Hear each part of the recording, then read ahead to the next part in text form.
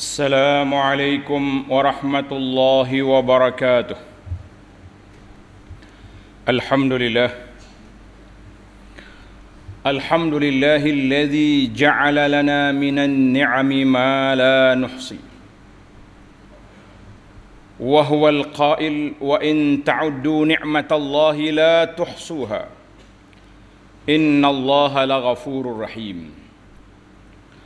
وأشهد أن لا إله إلا الله وحده لا شريك له، وأشهد أن سيدنا ونبينا محمدًا عبده ورسوله. اللهم صل وسلم وبارك على عبدك ورسولك محمد وعلى آله وصحبه ومن سار على نهجه واهتدى بهديه واستنى بسنته إلى يوم الدين. أما بعد، فيا عباد الله اتقوا الله وأوصيكم وإياي بتقوى الله فقد فاز من اتقى. Wahai hamba-hamba Allah, para jemaah sidang Jumaat yang dikasihi sekalian, pada hari yang penuh keberkatan ini, alhamdulillah, setelah kita dapat berkumpul kembali pada hari ini 11 Disember 2020 bersamaan dengan 25 Rabiul Akhir 1442, setelah kita terkurung seketika dengan peraturan PKPB. Ada jemaah yang dapat solat Jumaat, ada yang tak dapat. Jadi alhamdulillah, hari ini pintu dibuka. Jangan pula ada yang tertutup pintu hati tak mari solat Jumaat. Itulah kadang-kadang takwa kita kepada Allah, rasa takut kita kepada Allah Azza wa Jalla naik turun. Dalam istilah ulama akidah, al-imanu yazidu wa yanqus. Iman itu naik turun. Bila kita lakukan ketaatan, beribadat, bertadabbur, berkumpul dengan para salihin, insya-Allah iman kita meningkat. Bila kita lemah, lesu, keseorangan, terjebak dengan mungkar dan maksiat, iman kita down. Di zaman kita ini yang saya bimbang, iman kita kuat di Facebook. Waktu masjid tertutup, dia tulis macam-macam kat situ. Bila orang kata masjid buka dah, mencari alasan pula untuk tidak pergi. Maka iman dalam hati dijelmakan dengan amalan langkahan kaki kita ke rumah Allah, sujud dahi kita di atas lantai mengabdikan diri kepada Allah, basahnya mulut kita dengan berzikir, beristighfar kepada Allah. Itulah tanda-tanda insya-Allah orang-orang yang meningkat ketakwaannya. Para jemaah sekalian, tajuk yang diberi pada hari ini iaitulah fitnah gadget. Fitnah yang terjadi hasil daripada alat-alat yang ada bersama kita. Di mana kita lihat hari ini, handphone, alat-alat gadget yang ada ni adalah merupakan suatu ujian kepada kita. Terdapat banyak manfaat-manfaatnya, tetapi jangan lupa di sana terdapatnya mudarat-mudarat yang banyak. InsyaAllah kita bahagi dua khutbah kita ini. Perbincangan kita kali ini tentang madarratu al-jawalat, fitnah ataupun kemudaratan daripada alat-alat gadget kita ini. Dan insya-Allah dalam khutbah yang lain kita akan sebut tentang manfaat dia dan juga adab-adab apabila kita memiliki alat yang begitu hebat ini. Para jemaah sekalian, fokus kita pada kali ini pertamanya khatarul jawal alal atfali wal aulad. bahayanya alat-alat gadget ini kepada anak-anak, kanak-kanak dan juga kepada anak-anak kita. Dalam suasana situasi negara kita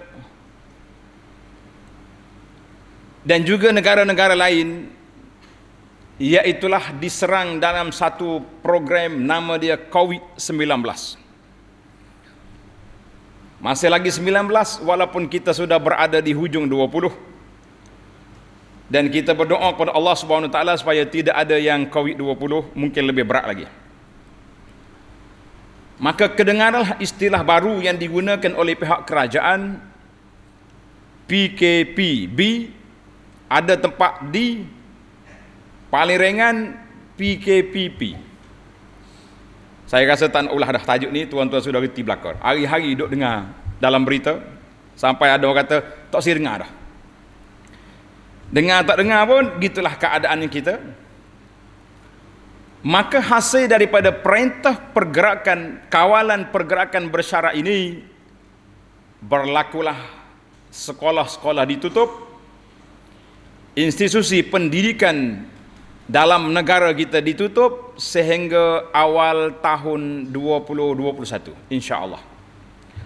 Tuan-tuan doakan supaya dibuka, tidak lagi ditutup. Kita rasa penat sudah mengajar di alam maya anak murid entah di mana. Anak-anak kita yang berada di rumah pun berebut handphone, ada rumah terpaksa buat keluar semua handphone-handphone hak lama, hak baru. Tubik habis sebab tak cukup bilangan anak. Ada anak ni kerja sekolah, ada kerja universiti, macam-macam.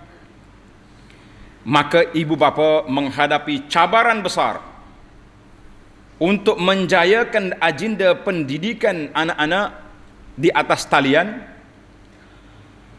Lebih-lebih lagi agenda pendidikan anak-anak dari sudut rohaninya, dari sudut jasmaninya, apabila terpaksa hidup dengan gadget moden dalam kehidupan harian mereka.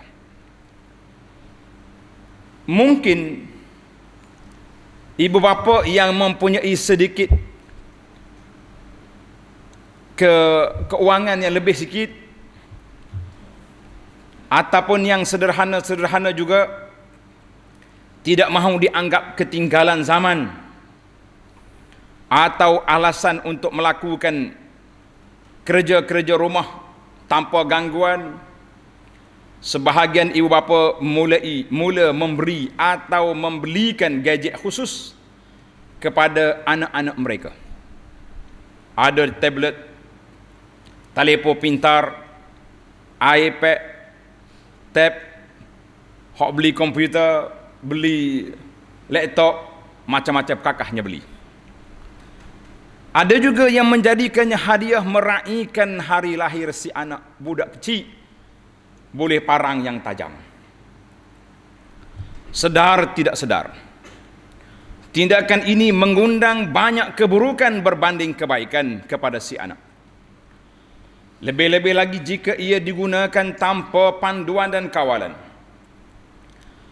Maka ibu bapa jangan lari daripada pesanan Nabi sallallahu alaihi wasallam dalam hadis yang sahih. Kullukum ra'in wa kullukum mas'ulun an ra'iyatihi. Setiap orang itu bertanggungjawab menjadi ketua dan pemimpin, dan dia akan dipertanggungjawabkan dengan orang-orang di bawah kepimpinannya. Semua kita, suami, ayah, ibu, bertanggungjawab di tempat masing-masing. Pemimpin negara, itu tanggungjawab mereka lebih besar. Para jemaah sekalian, menurut satu kajian, ini kita akan bincang tentang masalah anak-anak. Kanak-kanak di bawah usia 2 tahun tidak wajar didedahkan dengan teknologi seperti alat-alat yang ada ini. Ini dah jalan apa telo lagi, beringoh sebab nak handphone dah. Manakala anak-anak yang berusia 3 hingga 5 tahun dibenarkan menggunakannya 1 jam, jangan lebih. Dan anak yang berusia 6 hingga 18 tahun sepatutnya dihadkan hanya 2 jam saja sehari. Sekiranya penggunaan gadget melebihi kadar masa yang disarankan, ia boleh mengundang perkara negatif, bahkan boleh mengancam nyawa. Antara kesan negatif penggunaan gadget tanpa kawalan kepada anak-anak ialah yang pertama, menjejaskan kesihatan. Kanak-kanak yang terlalu asyik, gila dengan permainan gadget, menjadi tidak ambil peduli mengenai apa yang berlaku di sekeliling mereka dan kurang aktif melakukan aktiviti luar. Polah telinga nak suruh tubik rumah tak segi. Nak telefon juga. Gatul poket mak. Tambahan pula, jika gadget di tangan dibekalkan talian internet, maka mereka akan lebih aktif bermain game dalam talian dan boleh menjejaskan kualiti tidur kerana mata dan otak terlalu lama ditumpukan kepada skrin gadget. Semua ini mengundang masalah kepada tubuh badan yang sedang membesar. Mana mungkin generasi yang membesar dengan budaya ketagihan gadget akan mampu muncul sebagai umat yang gagah dan kuat, sebagaimana yang disabdakan oleh Nabi sallallahu alaihi wasallam, al-mu'minul qawi khairun wa ahabbu ila Allah minal mu'minid dhaif.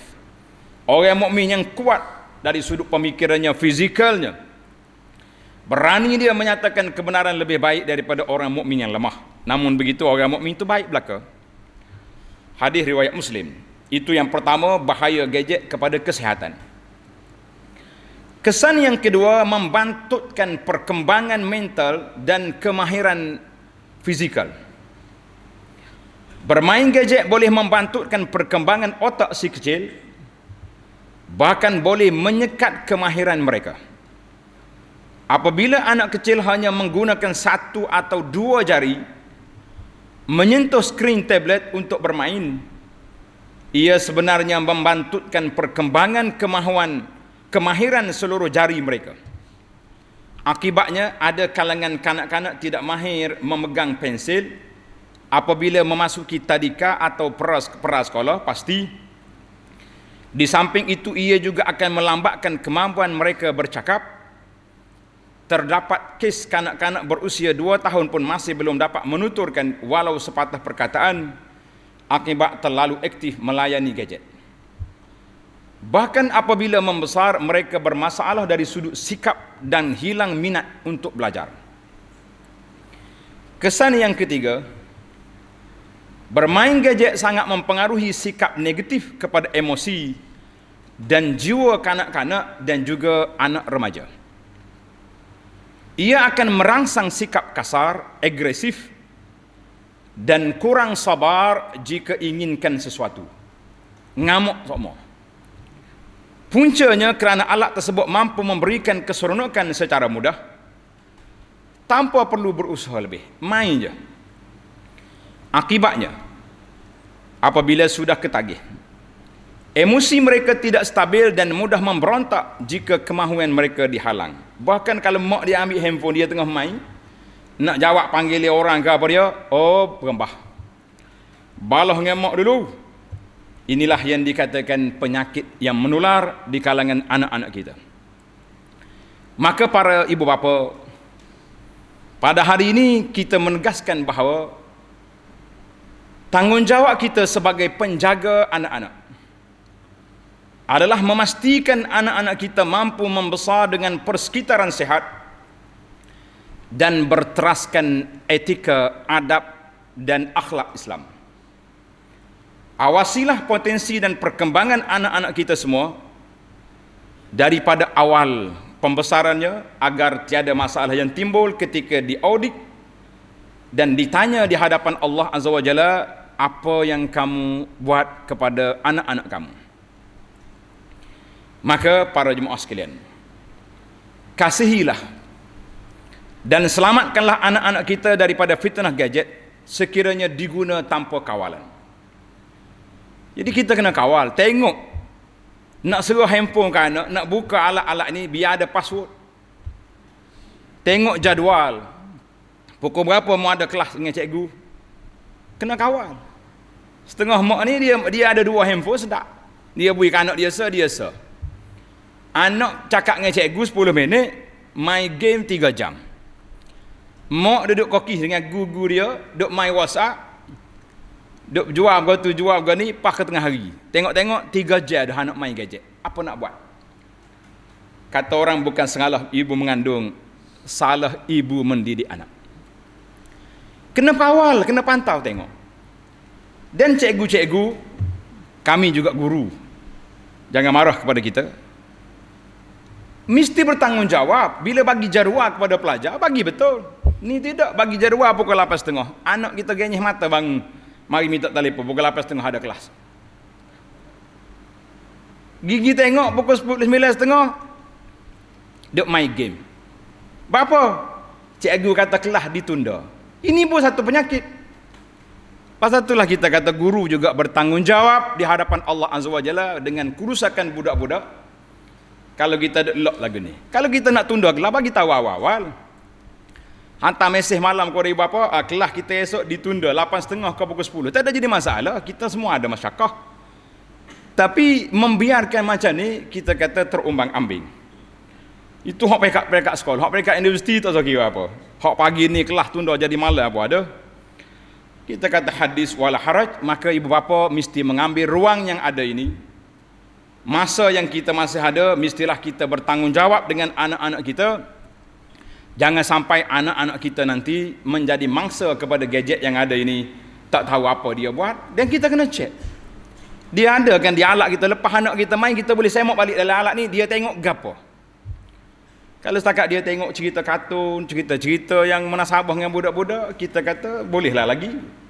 Tapi takut dia terperangkap dengan permainan-permainan yang dahsyat, tengok video-video lucah ataupun cerita-cerita yang tidak sesuai dengan otak mereka, maka kerusakannya 2 kali, at-tammatul kubra, kerusakannya bertambah-tambah lagi apabila tidak dikawal.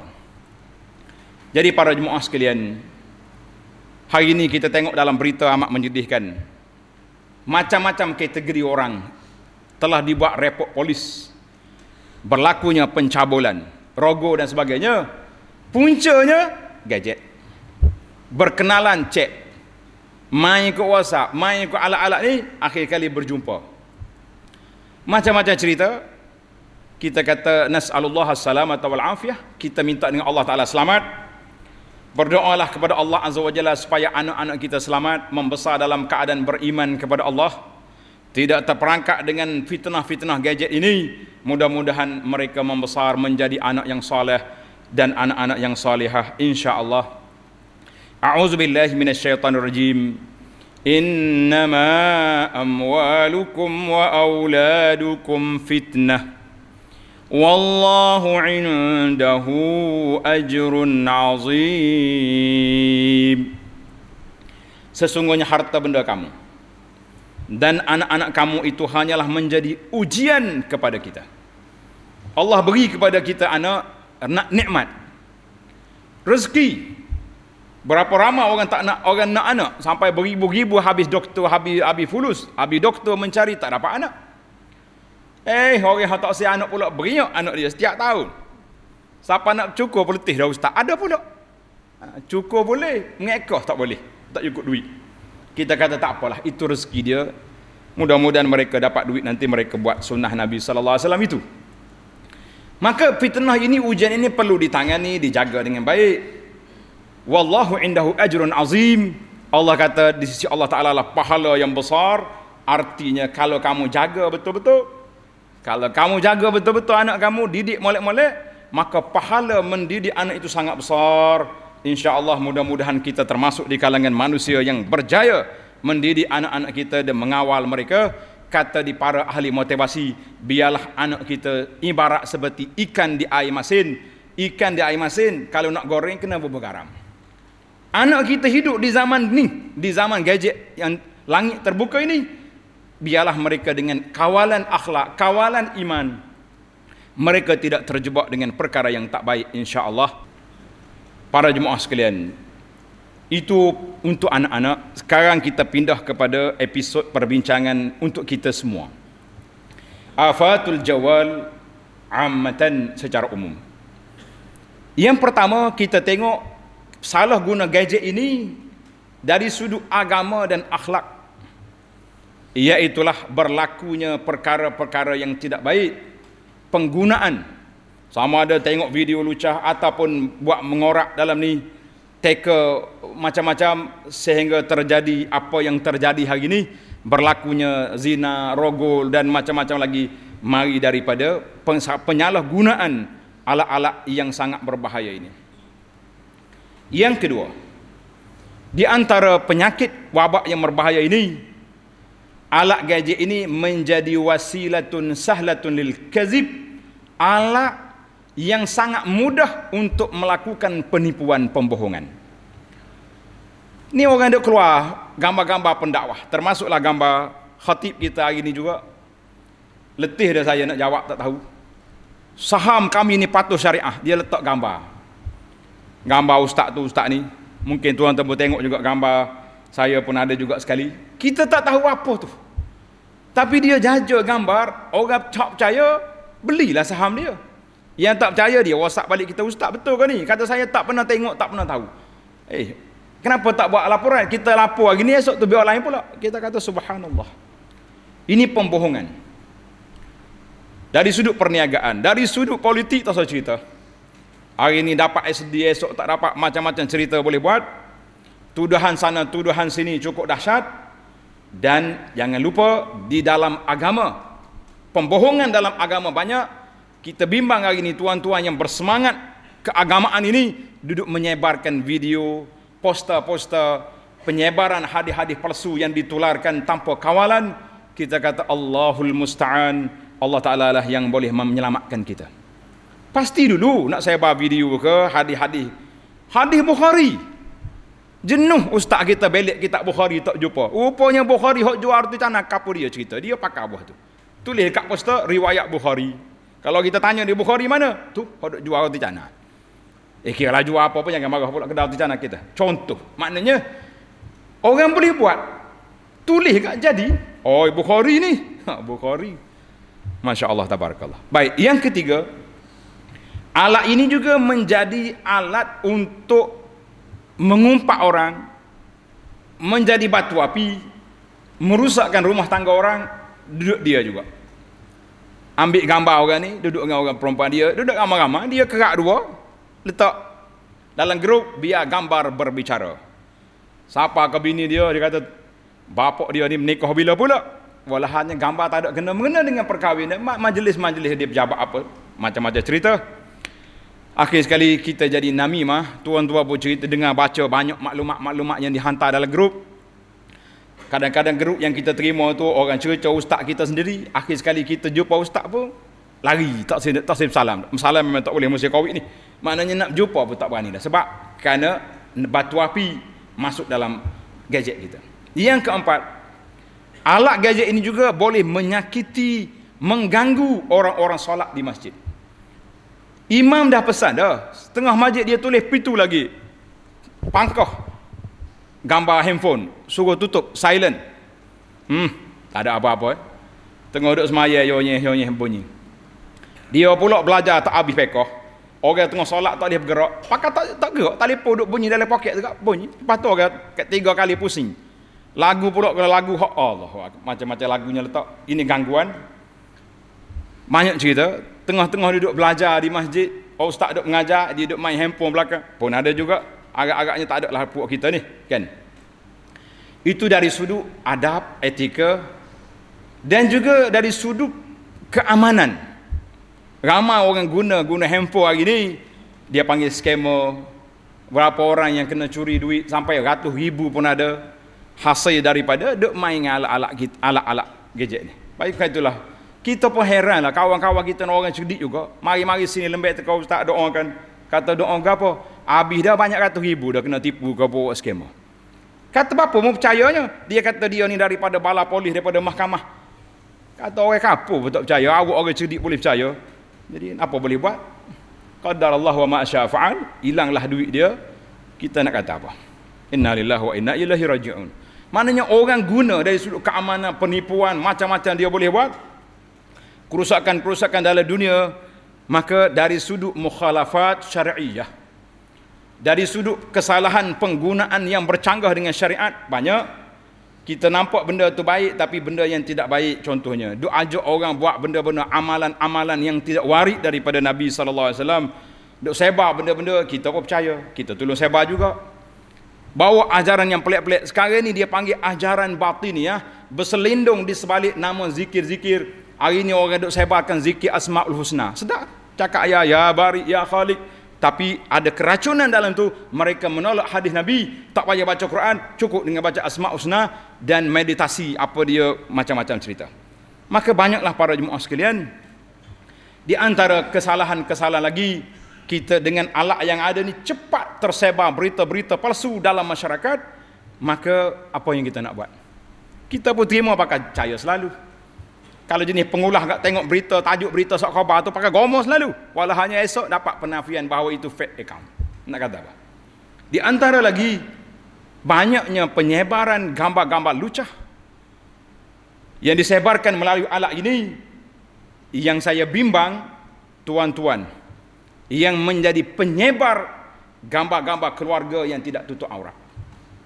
Kita ni lah, tengok di Facebook dia, oh ini isteri saya, hari ulang tahun perkahwinan yang keberapa, belah kek, suap mulut bini pakai baju sekerak lengan, aurat nampak, dia Pak Haji ambil gambar dalam rumah tak tutup, sebar di Facebook. Kita kata inilah kecelakaan di atas dunia. Bila suami menyebarkan gambar isteri tak tutup aurat, ibu bapa menyebarkan anak-anak yang tidak tutup aurat, maka kecelakaan itu hasil daripada tangan kita sendiri. Allah SWT sebut dalam surah An-Nur, innal ladzina yuhibbuna an tashi'al fahishatu fil ladzina amanu lahum azabun alimun fid dunya wal akhirah wallahu ya'lamu antum la ta'lamun. Tanda ayat surah An-Nur ini, sesungguhnya orang yang suka menyebar-nyebarkan benda-benda fahisyah, benda keji, benda buruk di kalangan orang-orang beriman, bagi mereka azab yang cukup dahsyat. Jadi para jemaah sekalian, itulah di antara beberapa perkara yang saya boleh sebut cara ringkasnya tentang madarah ataupun mudaratnya handphone kepada kita semua. Yang terakhir sekali, para muslimin, para jangan lupa para muslimat, gadget ini telah mengganggu kita banyak. Ada orang bangun pukul 5 pagi duduk atas WhatsApp, habis geruk dia hantar. Bila nak baca Quran kau duduk main kau ni? Bangun pukul 5 pagi, bangun tahajud. Ambil gadget kita ni, kita guna untuk kebaikan, baca Al-Quran. Apa saja perkara-perkara yang kita boleh buat, buatlah dulu. Tak usah duduk main, duduk sibuk nak apa benda yang kita hebat sangat ke kita duduk hantar ke grup habis siapa jam handphone orang tu kerja apa ya. Jadi kita kena letak masa baca Quran masa ni, zikir wagi masa ni. Jadi alat-alat yang kita ada ni banyak faedah. InsyaAllah dalam khutbah yang akan datang kita akan bincang tentang fawaid al-jawalat wa adab wal akhlaq, beberapa faedah handphone dan juga ada adab, etika dan akhlak penggunaannya insyaAllah di dalam siri-siri yang akan datang. Maka pada hari Jumaat dan hari-hari yang lain perbanyakkanlah selawat ke atas Nabi sallallahu alaihi wasallam, kerana perintah Allah dalam Al-Quran, innallaha wa malaikatahu yusalluna 'alan nabi ya ayyuhalladzina amanu sallu 'alaihi wa sallimu taslima.